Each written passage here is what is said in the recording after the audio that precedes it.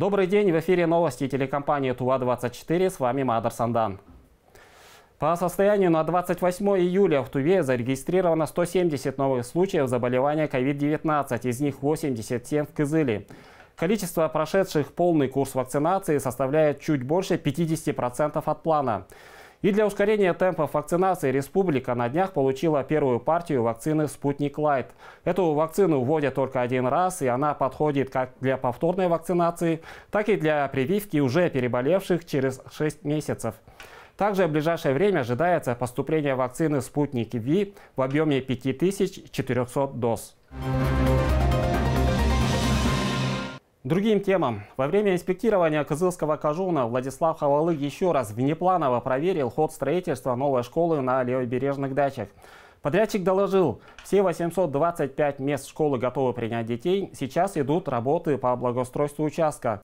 Школа номер 18 на ЛДО набирает штат учителей. Это объявление, на днях появившееся в соцсетях республики, живо обсуждается не только в педагогической среде. Окончание строительства новой школы с нетерпением ждет 20-тысячное население левобережных дач. В апреле степень готовности здания оценивалась 95%. На объекте, находящемся под личным контролем исполняющего обязанности главы Тувы, подрядчик работал и по выходным. Школу мы начинали в 2019 году. Мы 1 сентября сдадим школу. Школа готова. Оборудование, инвентарь, все готово. В данный момент благоустройство идет. Мы успеем до 10 числа благоустройство заканчивать. И полностью уверен, я говорю, что 1 сентября дверь школы будет открыта для всех учащихся.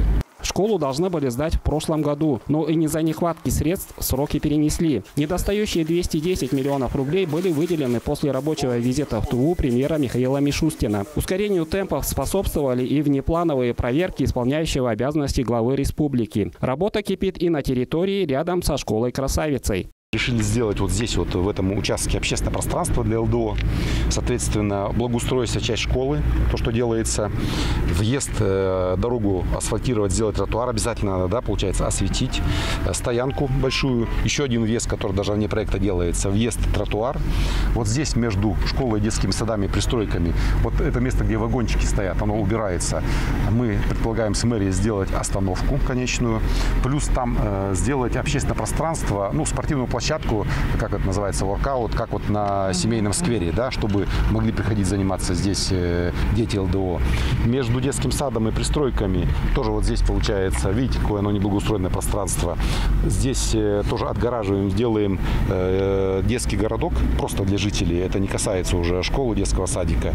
Полностью здесь автодорога, 2 тротуара, то есть и вот здесь вот отгораживается зеленое насаждение. То есть мы хотим, чтобы, ну, получилось такое место притяжения для жителей.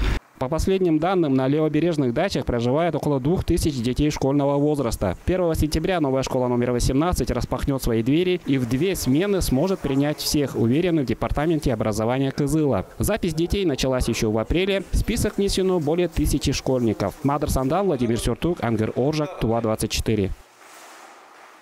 Единая Россия будет добиваться снижения цен на продукты из так называемого борщевого набора. Во всех регионах, в том числе и в Туве, созданы рабочие группы по снижению цен и контролю над рынком продуктов питания. О том, что удалось сделать на первом этапе, в материале Сайгана Бирбю. В Туве вопрос завышенных цен на борщевой набор стоит на особом контроле. Мониторинг торговых точек Кызыла показал, что цены на овощи на прилавках отличаются от отпускных цен производителей в разы. Сколько стоит килограмм картофеля? 60 рублей, это Краснодар, да? Занимаясь каждый день своими делами, обыватель не обращает особого внимания на разницу цен в тех или иных магазинах. В одном он уверен точно – цены на продукты завышены везде. А, конечно, огурцы такие дорогие. Ага, в первую очередь на огурцы, да, вы думаете? Ну, в это время, в прошлом году, огурцы стоили 50 где-то. А сейчас до сих пор они около 100. Мы вот, когда я брала, 96 рублей огурцы. Очень и помидорки тоже, да, дороговато. Надо снижать. Конечно же, надо снижать цены. Очень дорого. Больно бьет по карманам. Особенно картошка привозная из Краснодара. Быстрее бы созрела местная. Да, в общем-то, я овощами своими пользуюсь, потому и даже не знаю цены, какие тут. У меня свой огород. Целенаправленная проверка показала рабочей группе, насколько большим может быть разброс цен на разных торговых точках. Тот же картофель, свежий урожай краснодарский, на крытой рынке, например, стоит где-то 60, где-то 70 рублей. А вот здесь, правда, прошлогодний урожай, но он 35 стоит. Лук здесь стоит 32 рубля, да, например. Где-то на рынке или на открытом рынке в огороде стоит 50 рублей килограмм. Зато разница значительная. Здесь капуста стоит 50 рублей килограмм. На рынке мы смотрели, килограмм капусты стоит 37-38 рублей. То есть, опять же, там почти 10 с лишним рублей, большая разница. Самые дешевые цены на сегодняшний день наблюдаются на базе у оптовиков. Там цены дешевле, но, к сожалению, не каждому удобно до них добираться. Рейдовая группа пришла к выводу, что в ценообразовании в магазинах Кызыла нет определенной системы, и большинство предпринимателей выставляют цены на товар, руководствуясь одним – получением максимальной прибыли. Хотелось бы, чтобы в такое тяжелое время, во время ковида, все-таки, когда населению усиленно нужны витамины, какие-то фрукты, овощи свежие, да, употреблять в пищу, чтобы поднять свой иммунитет, хотелось бы, конечно, чтобы цены были доступными для наших граждан, чтобы население могло себе позволить покупать свежие витамины. Стоит отметить, что данная проблема актуальна не только для Тувы. По данным Росстата, мы знаем, что в ряде регионов повышение цен составляет на 10-20% по России, в Сибирском федеральном округе выше. Поэтому на сегодняшний день Минсельхоз России рапортует о том, что на период август месяц снижение этого борщевого набора снизится до 50%. А органами исполнительной власти Республики Тыва совместно Управление Федеральной антимонопольной службы активно проводится работа по мониторингу цен на территории Республики Тыва. А есть какие-то результаты? Результаты есть, да. Мы видим, что на сегодняшний день значительное уменьшение идет, да, в сторону около 30 до 50%. Первые итоги реализации планов по снижению цен на продовольствие в Тувинском региональном отделении «Единой России» намерены подвести в ближайшее время. Сайгын Бирбе, Владимир Суртык, Кузел Царсарян, Тува-24. Исполняющий обязанности главы Тувы Владислав Хавалык продолжает выезды в Кажуны. 27 июля он проинспектировал Судхольский Кажун. В центральной Кажунной больнице проблемы те же, что и в других муниципалитетах. Нехватка кадров и ветхие здания.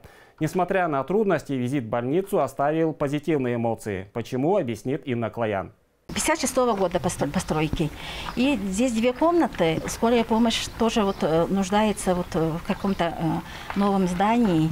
И но все равно там поддерживаем все хорошие условия, которые требуются. Проблем в Судхольской больнице немало. Самая острая – старые здания, которые нуждаются в капитальном ремонте. Постройки полувековой давности не приспособлены для больничных нужд. Во время приема и осмотра пациентов спасаемся ширмами, говорит главный врач Лидия Андар. В аварийном состоянии и помещении скорой медпомощи. Выслушав главного врача, Владислав Хавалык отметил, коллектив в больнице сплоченный и руководитель в непростой ситуации старается создать приемлемые для работы условия. Есть кровли будут меняться, вовнутрь заходили, видели, да, перекрытия уже прогнулись, полы уже ходят, окна там, в общем, все, что нужно, необходимо, так сказать, чтобы привести нормальный порядок. Вопрос нехватки врачей и узких специалистов – тема наболевшая. В Судхольской больнице нужны штатный хирург, отоларинголог, невролог. Врачи держатся благодаря поддержке коллег из соседних Кажунов. Мы справляемся с этим вопросом. Близлежащие Кажуны очень нас выручают. Спасибо коллегам, конечно. Это Барункимческая межкажунная больница и Дзункимческая межкажунная больница. Там специалисты, мы договариваемся между собой. Они нас выручают всегда, не оставляют нас в беде. Всех наших больных принимают. Также необходимо модернизировать котельную больницы и сделать централизованное отопление. Сейчас каждое здание отапливается отдельно, а их на территории больницы 9. В каждом объекте есть своя котельная. Представляете, смену 3 кочегара, это 27 кочегаров работают. Новые здания, естественно, будут отапливаться централизованной какой-то котельной. Капитальный ремонт в этом году начнется с котельной, затем приступят к зданию взрослой поликлиники. Как сообщили в Минздраве Тувы, вопрос о выделении из бюджета средств на капремонт взрослой детской поликлиник, а также котельной уже согласован. Инна Клаян, Буян Мангуш, Ангер Оржак, Тува-24, Судхольский, Кажун. В ходе рабочего выезда правительственной комиссии Судхольский Кажун в первую очередь проверено качество ремонта подъездной дороги к селу Сук-Акцы. Как выяснил наш корреспондент, там уже укладывают первый слой асфальта, сдать же дорогу планируют поздней осенью. Мы находимся в Судхольском Кажуне. Сейчас происходит инспектирование ремонта автодороги от моста через реку Хемчик до села Сук-Акцы протяженностью 3 километра 770 метров. Где дороги, там жизнь. С июня текущего года в Рио главы Тувы Владислав Хавалык выезжает в еженедельные рабочие командировки в Кажуны Тувы. И одним из важных пунктов любого плана посещения являются дороги. На этот раз Владислав Хавалык большое внимание уделил ремонтным работам, которые ведут на подъездной дороге к селу Сук-Акцы.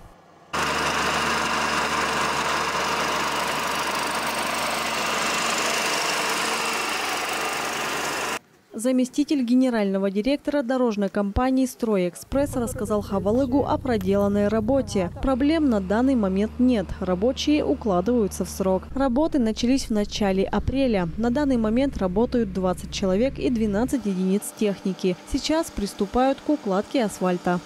Пока первый слой идет, крупнозернистый асфальт. Вложили первый слой. Проверяет лаборатория. И как проверит, начнем дальше. Дорожное полотно после укладки асфальта будет огорожено, установят знаки. Работы, как говорят дорожники, будут завершены в ноябре текущего года. Инна Клаян, Буян Мангуш, Ангер Оржак, Тува-24, Судхольский, Кажун. В правительстве республики подвели промежуточные итоги выездов Владислава Хавалыга в Кажуны. Главный вопрос – что сделано в муниципальных образованиях после поручений и замечаний исполняющего обязанности главы Тувы. В первую очередь Владислава Хавалыга интересовало исполнение его поручений по устранению обозначенных в ходе поездок проблем в социальном блоке. Ремонт и реконструкция школ, объектов вода- и теплоснабжения, строительство спортивных залов. Время идет, сейчас мало времени осталось до начала учебного года. Хотя бы начни внутри вот эти классы, потолком займись. Он победит. Чахольский подряд, не он победит. Обеспечь, пожалуйста. Начни эти работы сейчас, пока детей там нету. Наружную работу будешь проводить потом уже, после торгов, на улице, В сентябре даже, если будешь проводить, фундаментом, кровлю будешь заниматься. Начни все эти работы, внутренние работы сейчас. Обеспечь, не спи. Опытный хозяйственник Владислав Хавалык, разбирая по пунктам отчеты по исполнению его поручений, уверенно отделял семена от плевел. Он отметил, что как на местах, так и в ведомствах, отвечающих за жизнедеятельность республики, существует инертность мышления, нерасторопность, которая грозит дополнительными финансовыми и материальными расходами. Пора бы уже научиться своевременно решать хозяйственные вопросы, не ждать, когда проблема усугубится настолько, что потребуется личное вмешательство губернатора региона. Срок уже второй раз сорван. Естественно, порекомендовал, все эти подрядчики расторгнут. Мне сказал законодательно, вот второй участник, он может дальше продолжить. Я говорю, так делайте, как положено. Сколько времени прошло, контракт не расторгнули его жить. Второй подрядчик не приступил к работе, а мы спим. Все это заканчивается.